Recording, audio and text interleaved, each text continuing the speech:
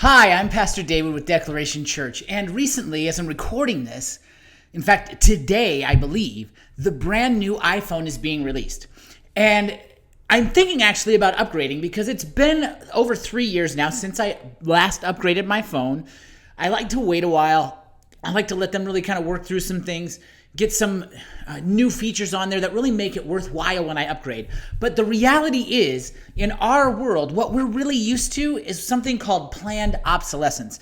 It's when a device or something that we use, some video or any object or anything that we make use of actually is designed to break at a certain period of time so that you have to then upgrade to something new. We're really used to that kind of an idea. We're used to that kind of a concept to the point where we're actually, as far as our phones and mobile devices and those kinds of things, we're actually in the pattern, most of us, of upgrading every single year because we just don't want to deal with the obsolescence of our devices.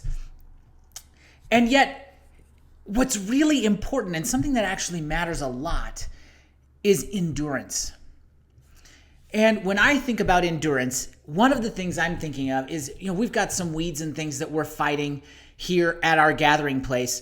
And I was told by a friend of mine who's in agriculture, he's been in agriculture his whole life, he's really good with herbicides and controlling different plants and things. And he's really good with growing things because his life has been centered on agriculture. And I was talking to him about the weeds, and he was walking around showing me what we had and talking to me about what we'd need to get rid of these things. And he said, as far as puncture vine goes, the one that wins is the one that never gives up. The one that loses is the one who gives up first, either you or the puncture vine. And that's the kind of endurance we need. It's important that in our world, we endure in certain situations. And endurance is just not something we see a lot of. We think of athletes a lot of times when we think of endurance, like people who run marathons and those kinds of things. And yet, as I was reading through Psalm 52, I came across a verse about something that endures that should give us great hope. It says in Psalm 52, verse 1, in the English Standard Version, it says, "Why do you boast of evil, O mighty man?" And we see that, I think, in our world all over the place. We can look at international news. We can look at national news. We can see people who are actually proud of the harm and things that they've caused, the evil that they're doing, proud of the things that really are not of God, that don't glorify him in any way. And so we see this happening in our own world today. And then the next half of the verse says, "The steadfast love of God endures all the day." And it made me think of that puncture vine illustration all over again.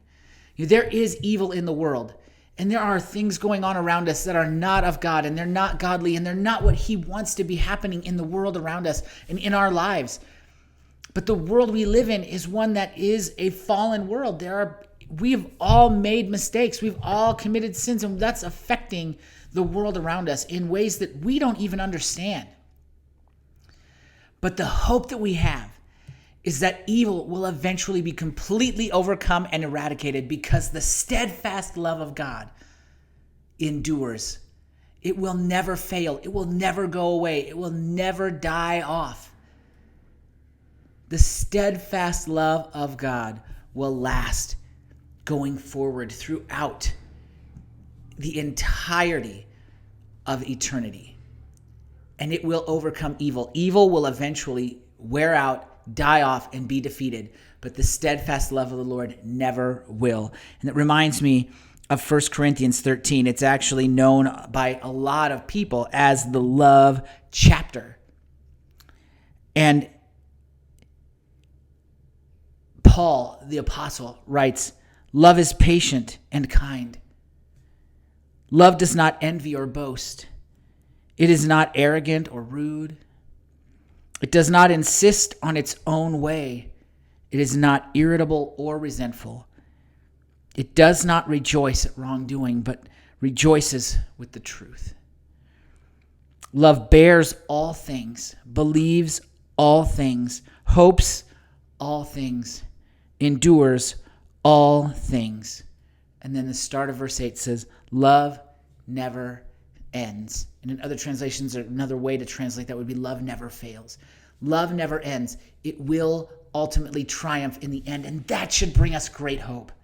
I hope it does for you today. I hope that's encouraging to you. I hope that that is something that encourages your heart and uplifts your soul as you move through the day. Whether you're in a great mood today and things are wonderful in your life, or you're struggling, that this is an encouragement to you to continue to push forward and lean into the enduring love of God, that steadfast love of God that never ends. He will get you through. Trust him. Trust him. He'll get you through no matter what the day holds. I'm so glad you chose to watch this and be a part of this journey through God's word with me, that I get to be a part of your discipleship journey with Jesus. And if you were encouraged by this video or challenged in any way, go ahead and subscribe to the channel and click that like button. Smash the like button for us, and then click on the bell as well, so that anytime that we post new content, you're notified and you can continue to be encouraged and continue to be just helped along the road of your journey as a disciple of Jesus. As always, I'm Pastor David, and I'm out.